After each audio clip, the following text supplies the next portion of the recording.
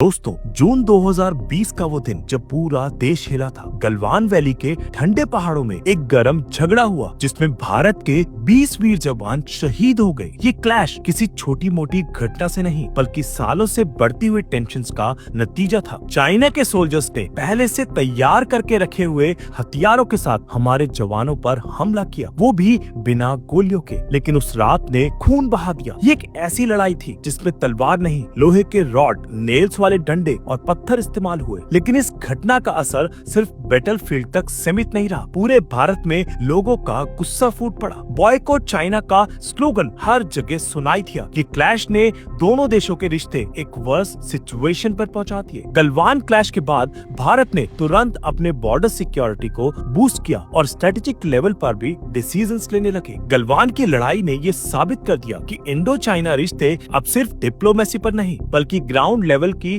तैयारियों पर भी आधारित है। गलवान के बाद इंडो चाइना बॉर्डर एक परमानेंट बैटलफील्ड बन चुका है। पिछले 5 सालों से यानी 2020 से लेकर आज तक दोनों देशों के लगभग 50,000 से ज्यादा सोल्जर्स फेस टू फेस खड़े हैं, वो भी 14,000 फीट की ऊंचाई पर, जहां सांस लेना भी मुश्किल होता है। हर दिन एक साइलेंट वॉर चलती है। Radar, drones, surveillance towers, bunkers और बर्फ से ढकी हुई पोस्ट, दोनों तरफ से कोई भी पीछे हटने को तैयार नहीं। भारत ने भी इस दौरान इंफ्रास्ट्रक्चर पे खूब ध्यान दिया। रोड कनेक्टिविटी बढ़ाई गई, एयर स्ट्रिप्स डेवलप की गई और लॉजिस्टिक सिस्टम को हाई एल्टीट्यूड के हिसाब से अपग्रेड किया गया। चाइना भी पीछे नहीं रहा। उसने भी अपनी तरफ सर्विलेंस सिस्टम्स और हाईवे नेटवर्क्स को और एडवांस बनाया। ये स्टैंड ऑफ सिर्फ एक फिजिकल प्रेजेंस नहीं है बल्कि साइकोलॉजिकल भी है। हर सोल्जर वहाँ बॉर्डर पर एक टिकिंग टाइम बॉम्ब की तरह खड़ा है। एक छोटी सी मिसअंडरस्टैंडिंग भी मैसिव कॉन्फ्लिक्ट में बदल सकती है। गलवान के बाद भारत और चाइना के बीच कई बार मिलिट्री और डिप्लोमेटिक लेवल पर टॉक्स हुई। Corps commander level meetings, diplomatic hotline calls और स्पेशल रिप्रेजेंटेटिव्स का डायलॉग। लेकिन क्या ये टॉक सक्सेसफुल रही? जवाब है पूरी तरह से नहीं। हाँ, कुछ एरियाज में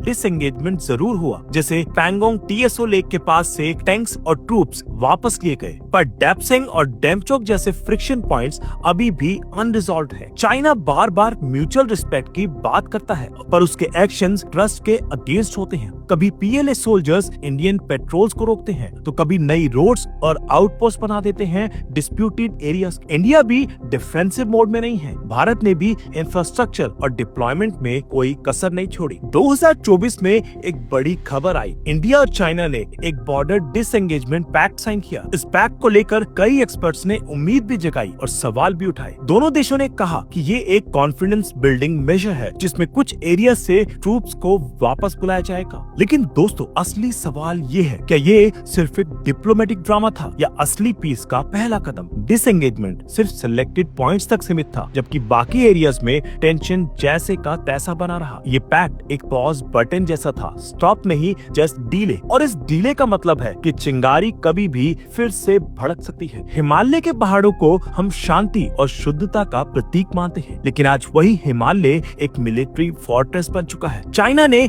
अपनी तरफ मेटल रोड्स, टनल्स, एयरफील्ड्स और एडवांस सर्विलेंस सिस्टम बना लिए हैं। भारत भी पीछे नहीं रहा। बॉर्डर रोड्स ऑर्गेनाइजेशन ने कई क्रिटिकल रोड्स बनाई हैं, जैसे डारबक शायोग DBO road. Daulat Beg ऑलडी air strip अब स्ट्रेटेजिक पावर हाउस बन चुका है। ये मिलिट्री सिर्फ सेफ्टी के लिए नहीं, पावर प्रोजेक्शन के लिए भी है।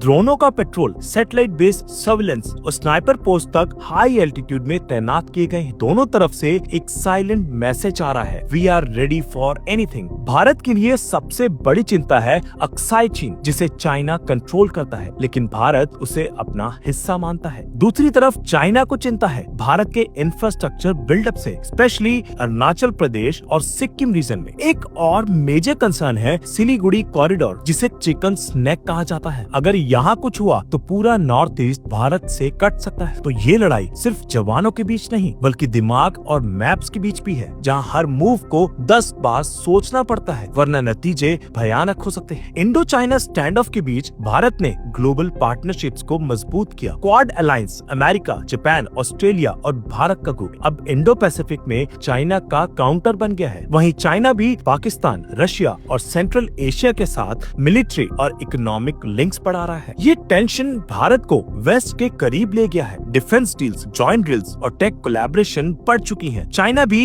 एक एंटी वेस्ट ब्लॉक बना रहा है जिसमें ब्रिक्स और एससीओ जैसे ग्रुप्स का यूज हो रहा है। इस स्टैंड ऑफ का इम्पैक्ट सिर्फ रीजनल नहीं, ग्लोबल चेस बोर्ड तक पहुंच चुका है। दोस्तों, जब दो देश न्यूक्लियर पावर्स होते हैं तो उनकी लड़ाइयाँ सिर्फ बुलेट्स तक सीमित नहीं होती। हर कदम एक हाई रिस्क गैम्बल बन जाता है। एक छोटी सी गोली, एक मिसअंडरस्टैंडिंग या एक पेट्रोल का टकराव, ये सब एक ऐसी चेन रिएक्शन बना सकता है जिसका अंत डिवोस्टेटिंग हो सकता है। भारत का नो फर्स्ट यूज पॉलिसी है, लेकिन चाइना की न्यूक्लियर स्ट्रेटेजी कभी क्लियरली डिफाइन नहीं रही। हर मिलिट्री ड्रिल, हर डिप्लॉयमेंट और हर रडार का सिग्नल एक अलग मीनिंग रखता है। जब तक न्यूक्लियर शैडो बना हुआ है तब तक रियल पीस इम्पॉसिबल है। आज के जमाने में जंग सिर्फ बॉर्डर पर नहीं, टीवी स्क्रीन्स और सोशल मीडिया पर भी लड़ी जा रही है। इंडियन और चाइनीज मीडिया दोनों तरफ से नैरेटिव्स बनाते हैं जिसमें फैक्ट्स कम और इमोशंस ज्यादा होते हैं। हैशटैग्स, मीम्स, ट्रेंड्स, सब कुछ एक नेशनलिस्ट सेंटिमेंट क्रिएट करता है जिससे गवर्नमेंट्स पर प्रेशर बढ़ता है। Media driven nationalism peace talks को डिरेल कर देता है। जबरदस्ती का पेट्रियोटिज्म कभी कभी नेगोशिएशन का दरवाजा बंद कर देता है। सोच समझकर कोल्ड माइंड से स्ट्रेटजी बनानी होगी, ना कि टीवी के स्लोगन्स पर। अब सवाल ये है, आगे क्या? एक्सपर्ट्स का कहना है स्टेटस क्यो ही